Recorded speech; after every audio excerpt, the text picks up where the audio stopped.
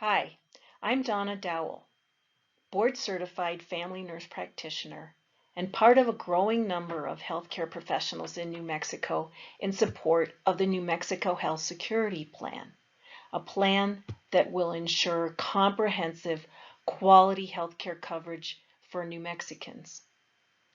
Healthcare under our current system is challenging for many.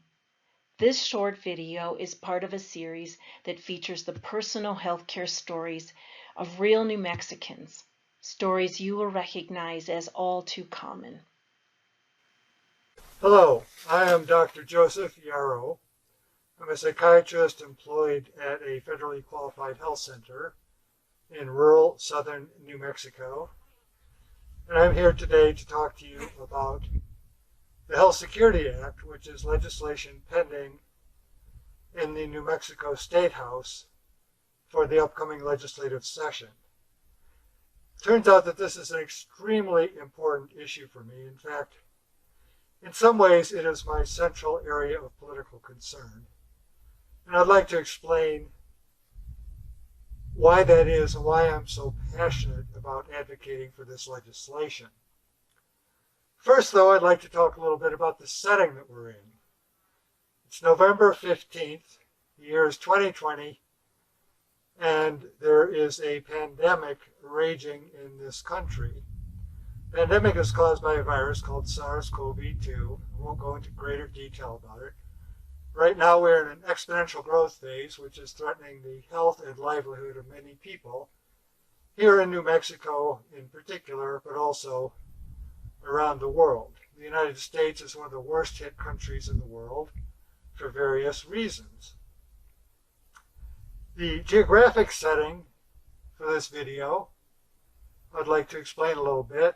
This is part of the Prehistoric Trackways National Monument. We're currently on the Rocotillo Trail, which is an extremely rough trail. It is being developed, however, by the Bureau of Land Management, and eventually I expect that it will be a little bit more developed and marked out. Right now, though, it's a perfect setting for this video for a number of reasons. For one is it's quiet here. We're in a canyon area, so I'm sheltered from the wind. I'm not likely to be disturbed by human beings. Hopefully there won't be any mountain lions or javelina. Those are always possible. Don't see any rattlesnakes, but you've always got to keep your eye out for those things too. But doing this video in a natural setting is very important to me, and let me explain why that is. I think it helps to understand why the Health Security Act is important. How is that? Unfortunately, we live in a political environment in which exploitation has become the norm. And that includes exploitation of natural resources, exploitation of the environment, the air, the water, the soil. It includes exploitation of people. You see a number of things going on in our society that make my job quite a bit more difficult. These include things like unfair labor practices, wage theft, predatory lending, unfair rental agreements, substandard housing, and so forth. By shooting this video in a beautiful natural environment, I'm hoping to emphasize the contrast between the world as we found it and the world that we've made. Now, people who are accustomed to studying healthcare policy have learned a phrase. It's called the social determinants of health. And that encompasses things like chronic unemployment or underemployment, poverty, poor air quality, insufficient transportation infrastructure, low housing quality, and so forth. And these things have been studied over a period of some decades. However, in the past 5 years or so, there's been a growing trend towards redefining the social determinants of health, and instead referring to them as political determinants of health. Because that underscores the fact that political decisions, political policies political actions, these are all the root causes of what we have been calling social determinants of health. Education policy, financial policy, retirement security, and, of course, health care. Now, here in the United States, we have the resources to provide pretty good health care to everyone. And we also have the ability to do it at a lower cost than what we're currently paying. And it's very difficult for an outsider to understand why this is. And it brings to mind an episode some years ago, pre-pandemic. I was on a hike and there were a couple of grad students coming along. They were attending New Mexico State University. And they were incredibly perplexed by the healthcare system. So when they found out I'm a doctor, they started asking me all these questions about why the system is set up the way it is. And this went on for some time, and I eventually interrupted them and said, you know, the questions you're asking are all based on an underlying assumption that is false. The underlying assumption that you seem to have is that the system, in fact, makes sense. It's very important to understand that the system does not make sense. It's not like anyone sat down and designed it this way. It's that it evolved in a socio-political context, and that evolution was co-opted by people with special interests.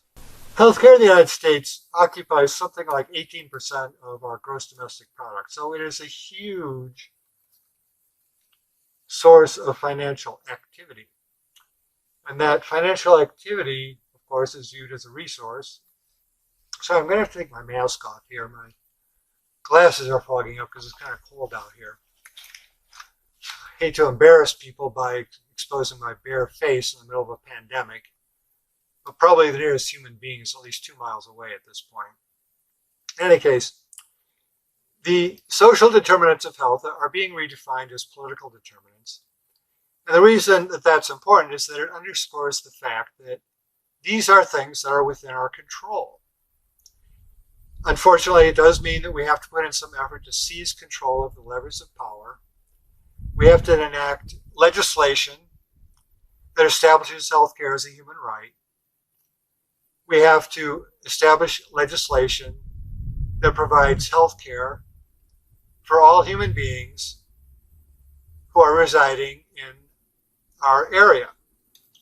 Now, of course, the holy grail here is expanded and improved Medicare for all. And I realize that my banner t-shirt is probably a little bit obscured there, but as you can see, I'm an advocate for Medicare for all. While we're waiting for Washington to get their act together, however, here in the state of New Mexico, we do have an excellent opportunity to enact the Health Security Act, which would help solve many of the problems posed by the political determinants of health. Now, one of the goals I have for this video is to talk a little bit about my specific experiences. And that is in providing mental health care to people in rural parts of southern New Mexico. There are a lot of struggles here. Many of them have to do with poverty, poor transportation, poor healthcare infrastructure. There are issues with education.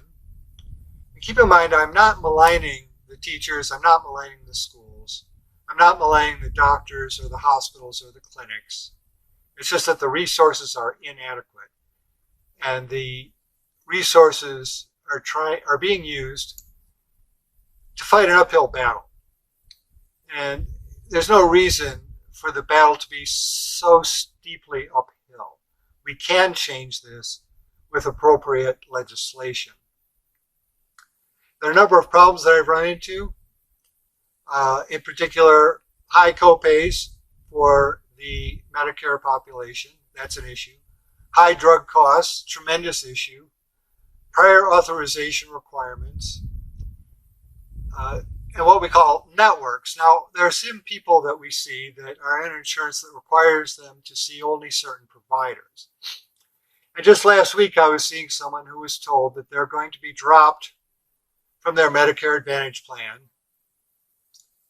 And you would think, well, that's no big deal. Open enrollment's coming up. They'll simply choose another plan. Well, you'd like to think that that would be a problem or no problem. No, it's a big problem. Why is it a problem? Well, this person had to go to El Paso, 40 miles away, which is in fact one of the hottest hotspots in the country right now for the coronavirus pandemic. The reason she had to go there is because that's where the only in-network provider was. So she started getting a workup for her condition. And then she gets a notice. Oh, she's going to be dropped from this insurance. She's going to have to choose a new insurance, which very well could mean a new network, which means in the middle of her workup for this life-threatening condition, she may have to change her providers. This is catastrophic. This is awful. It does not have to happen. I'm going to repeat that. This does not have to happen. It's happening because of the political determinants of health. This person's life could be threatened because our healthcare system is substandard. I'm going to repeat that too. Our healthcare system is substandard. Life expectancy in the United States is below that of other industrialized nations. For certain segments of our population, the life expectancy is actually going down.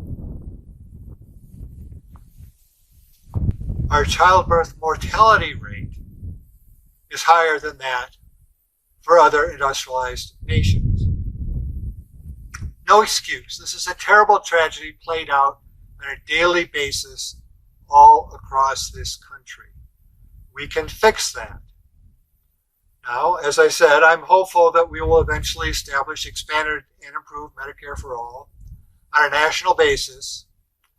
But while we're waiting for that to take place, here in New Mexico, we do have the opportunity to pass legislation that would enact a near universal healthcare system, greatly expanded safety net, with much fewer barriers to access for health care.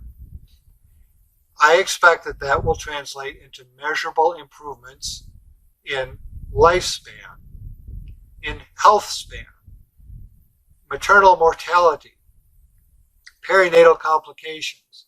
I expect that it will result in improved productivity, improved participation in the workforce, and improved economic circumstances for people here in the state of New Mexico.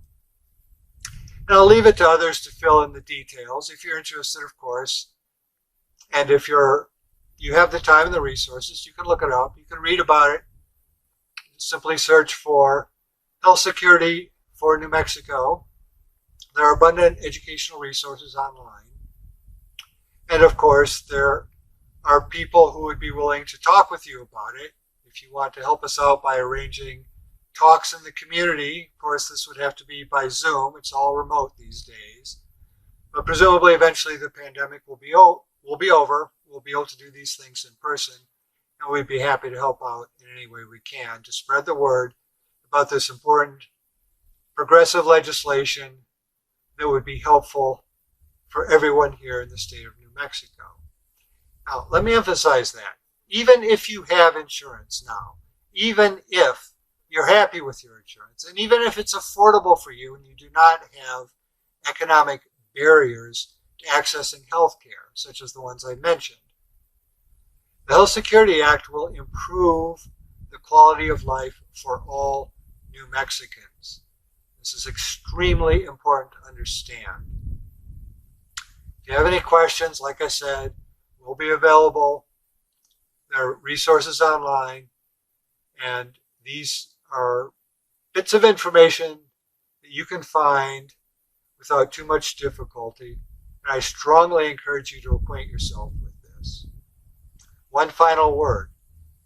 Healthcare is complicated. A president of the United States once famously said, "Who knew it was so complicated?" Well, indeed, it is complicated. So don't expect that you can read about this for a few minutes, read one or two things, make a snap decision about it. If you do that, you're doing yourself a disservice. You really have to study this. process. It's going to take some time, but it's time well worth it because someday your life may depend on it. Thank you very much. Dr. Yarrow, a healthcare provider's perspective. Dr. Yarrow supports the health security plan as a solution to the social and policy issues that have been directly responsible for poor health outcomes. He believes the health security plan, by providing quality, comprehensive, affordable health care for all, will improve health outcomes and improve the quality of life for all. Dr. Yarrow's experience in rural New Mexico speaks to issues like transportation, not enough providers, and network restrictions. The Health Security Plan provides for supplemental payment rates to help ensure the delivery of needed health care in rural and other underserved areas. Insurance networks block access to health care, especially in rural areas where providers are scarce. Under health security, there are no networks. Patients can even choose providers and health facilities across state lines. Did you know that 25% of New Mexico's rural hospitals are at high risk of closure? The Health Security Plan has protections, such as global budgets, against rural hospital closures. The New Mexico Health Security Plan ensures comprehensive, quality healthcare coverage for New Mexicans, regardless of income, health status, or employment. Provides choice of providers and hospitals, coverage extending across state lines without network restrictions. How can you help? Become informed at newmexicohealthsecurity.org. Sign up for campaign alerts or donate to the campaign. Contact your New Mexico state representatives at nmlegis.gov. That's nmlegis.gov. Tell them to vote for the New Mexico Health Security Plan. Tell your own healthcare story at newmexicohealthstories.com. Contact us at nmhealthstories@gmail.com. Spread the word. Forward this to your New Mexico family, friends, colleagues, and neighbors. And thank you so very much.